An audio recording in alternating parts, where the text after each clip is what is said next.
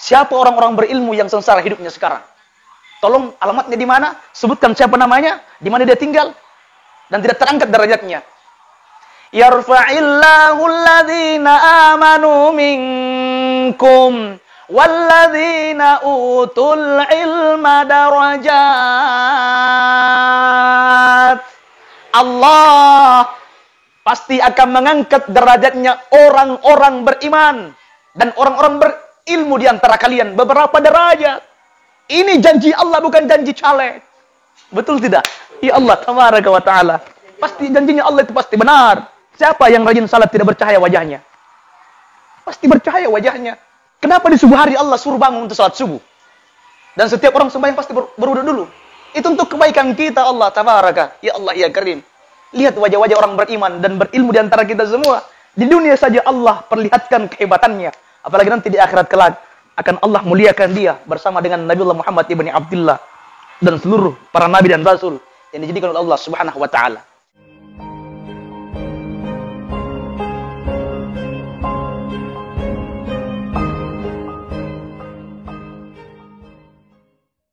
Baik, malam hari ini insyaallah kita sama-sama berjumpa di malam Jumat ini di channel Tahir Al-Aksi.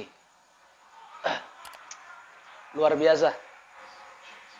Ketika kita melihat kehidupan dunia ini, maka insya Allah akan ada satu fenomena yang luar biasa. Dan saya teringat ketika kita semua bersyukur kepada Allah Tabaraka. Di saat kita mengatakan Subhanal Malikil Quddus, Subhanal Malikil Quddus, Subhanal Malikil Quddus, Subhanadzil Mulki wal Malakut, Subhanadzil Izzati wal Azamati wal Haibati wa Qudratihi wa Sultan. Al-Kamal, Al-Jamal, Al-Kamal, Al-Jamal, Al-Jalal, Al-Kibriya wal Jabar. Wa la yamut wa la yafutu abada. Subuhum Quddusur Rabbuna wa Rabbul Malaikati war Ruh. Mari kita semua sama-sama Subhanallah walhamdulillah wala ilaha illallah wallahu akbar wala haula wala quwwata illa billahil aliyil azim. Semua sahabat pemirsa channel Tahir Al-Aksi dimanapun kita semua berada, tentang kehidupan ini luar biasa sibuknya kehidupan kita. Dan ini pernah diucapkan oleh baginda kita Nabiullah Muhammad ibni Abdullah. Di saat beliau mengatakan, wahai umatku di akhir zaman nanti, kita semua umatnya baginda Muhammad ibni Abdullah akan seperti buih di lautan. Akan seperti makanan yang diperebutkan oleh orang-orang yang sedang kelaparan. Akan seperti minuman yang diperebutkan oleh orang-orang yang kehausan. Sahabat saat itu bertanya, awa min qillatin nahnu yawma idzin ya Rasulullah. Apakah jumlah kami saat itu sedikit ya Rasulullah? Apa kata beliau? La bal antum katsir. Tidak, jumlah kalian banyak. Tapi banyaknya jumlah kalian cuman di KTP. Betul di KTP ya? Di KTP-nya Bapak Indar Kanda, KTP-nya Islam ya? Dan hampir semua warga Indonesia KTP-nya Islam. Makanya kata beliau baginda Muhammad ibni Abdullah, jumlah kita banyak, bal antum gadir. Tapi kalian seperti buih di lautan. Buih itu banyak di lautan, terombang-ambing oleh air. Ya Allah ya Karim. Sahabat lanjut bertanya, ya Rasulullah, kenapa umat engkau pada saat itu seperti itu, terombang-ambing? Apa kata beliau? Ada penyakit yang diderita oleh umatku nanti di akhir zaman. Yaitu penyakit wahan. Ma huwal wahan? Apa itu wahan? Hubbud dunya wa karahiyatul maut. Penyakit cinta dunia, senang dunia, dan lupa dengan kematian. Dia sibuk mencari harta, mencari pekerjaan, mencari harta benda. Tapi ternyata dia tidak tahu ini sudah azan atau tidak. Ya Allah tabaraka.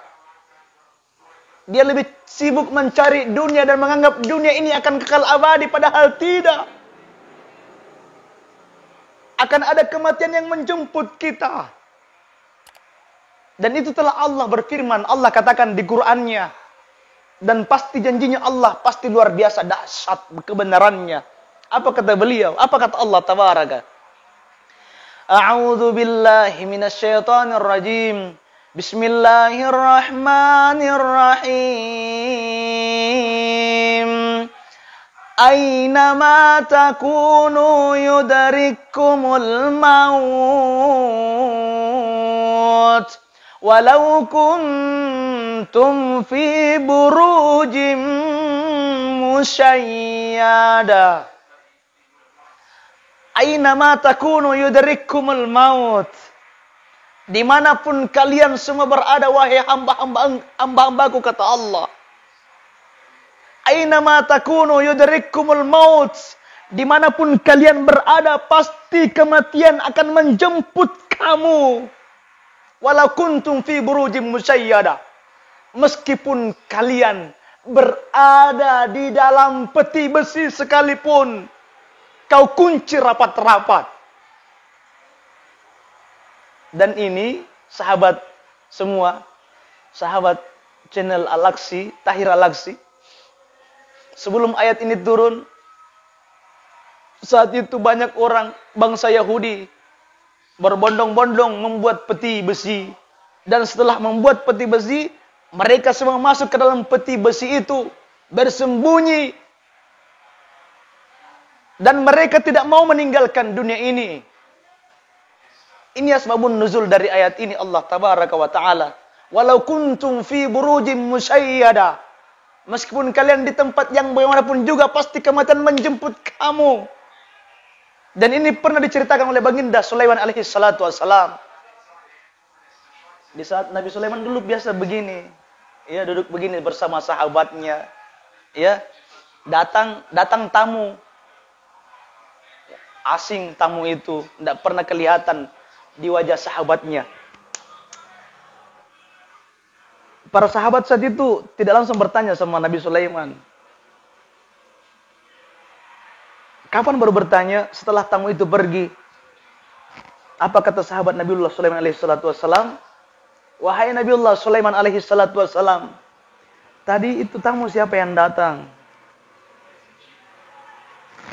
Tamu yang tak saya kenal, yang datang begitu saja tanpa diundang, dan setelah lama-lama duduk melihat-lihat kami, kemudian dia meninggalkan tempat ini. Saya penasaran, wahai Sulaiman, siapa beliau? Apa kata Nabiullah Sulaiman alaihi salatu wassalam? Itu tamu tadi yang datang adalah yang memisahkan kita dengan segala macam kenikmatan-kenikmatan dunia. Cinta sama dunia, cinta sama tahta, sama pangkat, cinta sama wanita. Semua yang kita cintai akan dipisahkan. Sahabat Sulaiman kaget, weh, jangan-jangan tadi itu malaikat maut. Apa kata Sulaiman? Tamu tadi yang datang dan pergi, pasti ada incarannya di tempat ini. Ya Allah, kagetlah sahabat, jangan-jangan saya. Kenapa kamu? Dia bilang, karena saya yang tadi yang dilihat sama tamu itu. Jadi, maumu bagaimana? Tolong perintahkan, karena Sulaiman kan bisa memerintahkan makhluk-makhluk Allah. Wahai Sulaiman, tolong perintahkan angin untuk menerbangkan aku ke sana kemari. Nabi Sulaiman bilang, untuk apa? Saya mau lari daripada tamu tadi yang datang. Terbangkan aku Sulaiman, perintahkan angin untuk menerbangkan aku kemana saja. Maka diperintahkanlah angin oleh Sulaiman. Terbangkan sahabatku ini ke sana kemari, berputar-putar di atas udara. Kemudian lama berputar-putar dikasih turun. Kata angin, mungkin inilah tempat yang paling mulia. Inilah tempat yang mungkin tidak kau tidak ditemukan sama orang tadi. Sekalinya apa yang terjadi? Penasaran tidak sama cerita ini? Jangan sampai tidak perhatikan, bro. Apa Anda bilang? Kasih turun sama angin. Ini tempat yang tidak ada itu tamu tadi. Ternyata setelah turun dari angin, baru satu langkah dari angin itu, di depannya dia langsung ketemu sama tamu tadi yang datang di pengajiannya Sulaiman. Apa kata orang tadi? Kau mau kemana, bro? Kagetnya luar biasa. Ini yang saya hindari di tempat ini. Kamu yang saya hindari, dalam hati kamu yang kau hindari, ternyata kamu ada di depan saya. Allahu Akbar walillahil hamd. Betul firman Allah tabaraka wa ta'ala. Dimanapun kita pasti akan merasakan kematian. Saya mau tanya, wahai jemaah semua, siapa yang tidak mau mati? Angkat tangannya. Tidak mau mati? Saya kira tidak mau mati. Saya tidak mau mati ya? Pasti saya bilang, jangan dulu, Pak. Masih ada satu ini yang belum tergapai, Pak. Saya tuh kalau berdoa sama Tuhan begini, ya Allah, jangan engkau matikan aku ya Allah sebelum merasakan dua hal. Serius ini. Apa yang pertama? Sebelum saya menginjakkan kakiku di tanah suci Makkah Al-Mukarramah dan Madinah Al-Munawwarah. Itu yang pertama. Yang kedua, jangan engkau matikan aku ya Allah sebelum merasakan surga dunia. Ternyata terbukti sekarang. Saya umur 18 tahun sudah menginjak Makkah Al-Mukarramah. Dan umur 27 tahun menginjak surga dunia. Ya Allah ya Karim. Itulah hebatnya. Itulah cita-cita kita. Pasti Allah. Apalagi kalau seorang hafizul Quran, ya Allah tabaraka wa taala. Tidak ada hijab penghalangnya kita dengan Allah tabarak. Dan saya pernah biasa bimbing di tempat ini, di rumah tafiz ini. Saya kasih motivasi anak-anak di sebelah. Coba perlihatkan sama saya. Siapa orang-orang berilmu yang sengsara hidupnya sekarang? Tolong alamatnya di mana? Sebutkan siapa namanya, di mana dia tinggal, dan tidak terangkat derajatnya. Yarfa'illahu alladhina amanu minkum walladzina utul ilma darajat. Allah pasti akan mengangkat derajatnya orang-orang beriman dan orang-orang berilmu di antara kalian beberapa derajat. Ini janji Allah, bukan janji caleg. Betul tidak? Ya Allah tabaraka wa ta'ala. Pasti janjinya Allah itu pasti benar. Ya Allah tabaraka wa ta'ala. Siapa yang rajin salat tidak bercahaya wajahnya? Pasti bercahaya wajahnya. Kenapa di subuh hari Allah suruh bangun untuk salat subuh? Dan setiap orang sembahyang pasti berwudu dulu. Itu untuk kebaikan kita Allah tabaraka. Ya Allah ya Karim. Lihat wajah-wajah orang beriman dan berilmu di antara kita semua. Di dunia saja Allah perlihatkan kehebatannya. Apalagi nanti di akhirat kelak akan Allah muliakan dia bersama dengan Nabiullah Muhammad ibni Abdullah dan seluruh para nabi dan rasul yang dijadikan oleh Allah Subhanahu wa taala. Jadi seluruh pemirsa yang ingin dirahmati Allah tabaraka wa taala. Tadi saya bahas apa ya? Hubbud dunya wa karahiyatul maut. Ada satu cerita. Ada satu perang yang saya mau ceritakan di tempat ini. Kalau kita menceritakan perang di zaman Nabi, seakan-akan kita ikut perang bersama Nabi. Kenapa begitu, Ustaz? Supaya enak penghayatan kita. Oh, rinde, perang Badar.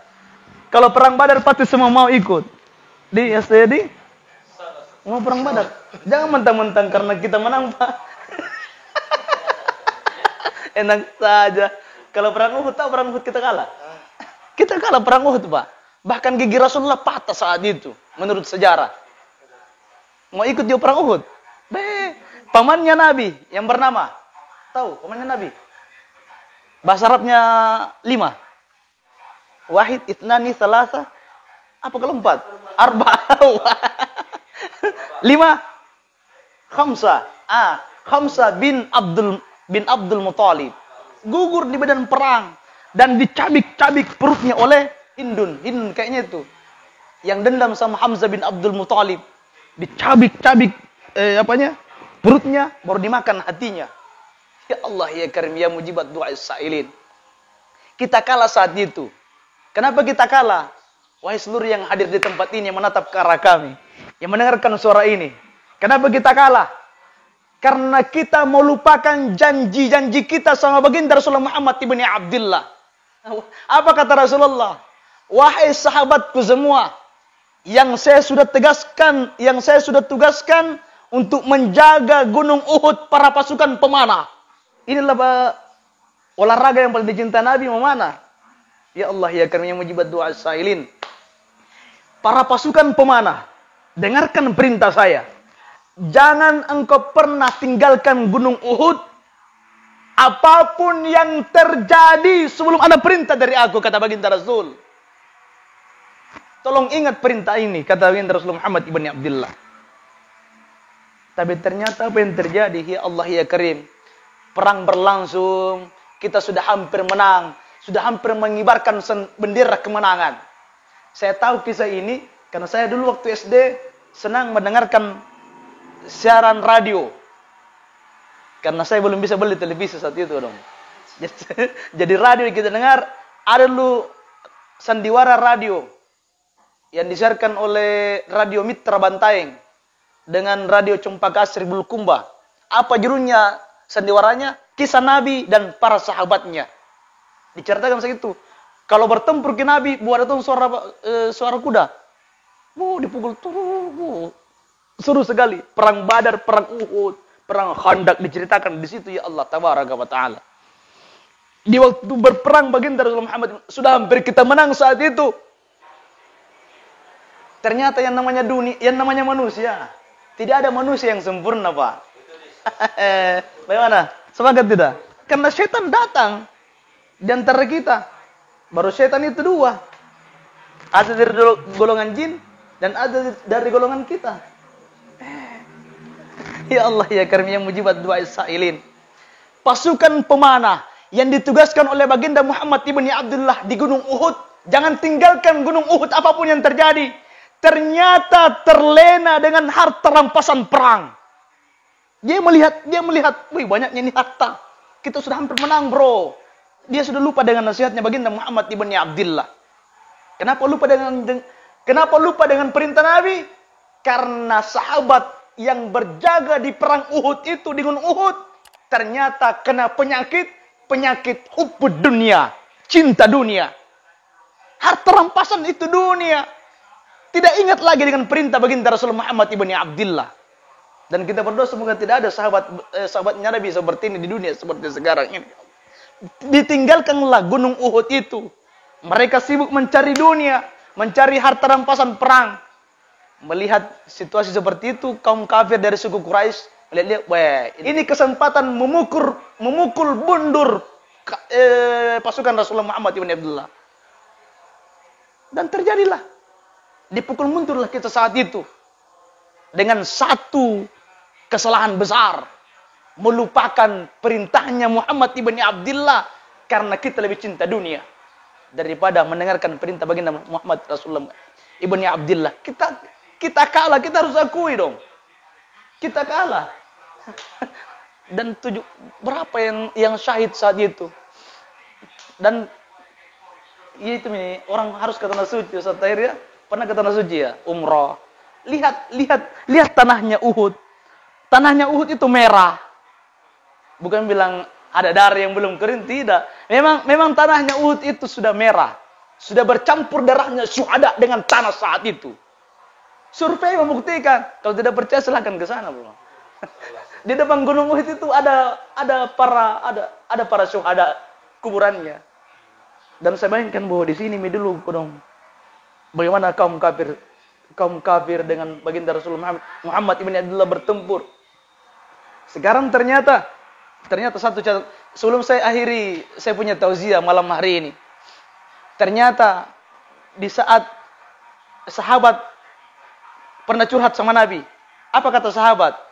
Ya Rasulullah, kami ini waktunya dikala di perang Uhud.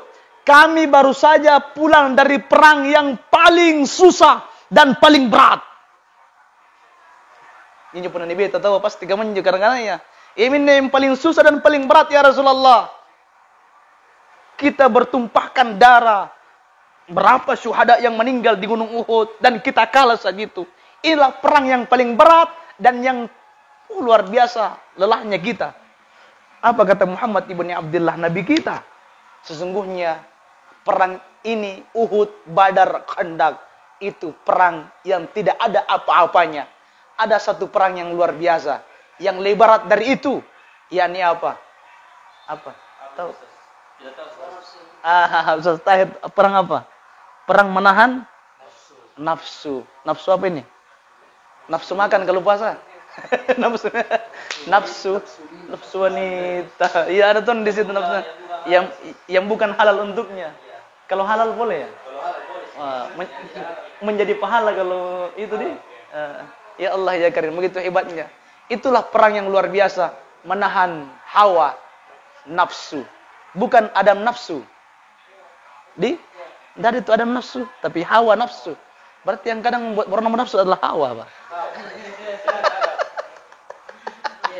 Ya Allah ya Karim yang mujibat doa saya.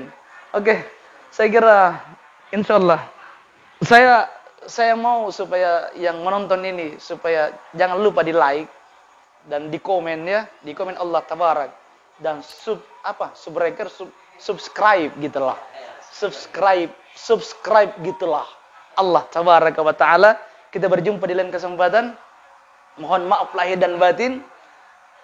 Yang baik-baik datang dari Allah tabaraka wa taala, yang tidak baik datangnya dari saya. Waffaqani Allah wa iyyakum ila tariqil khair, karena saya ternyata besar di pondok pesantren saya. Babul khair kalau memang bulu kumba. Waffaqani Allah wa iyyakum ila tariqil khair, dan saya mengabdikan diri saya di pondok pesantren Dede Matuangeng. Minallahil musta'an wal itiklan. Assalamualaikum warahmatullahi taala wabarakatuh. Waalaikumsalam.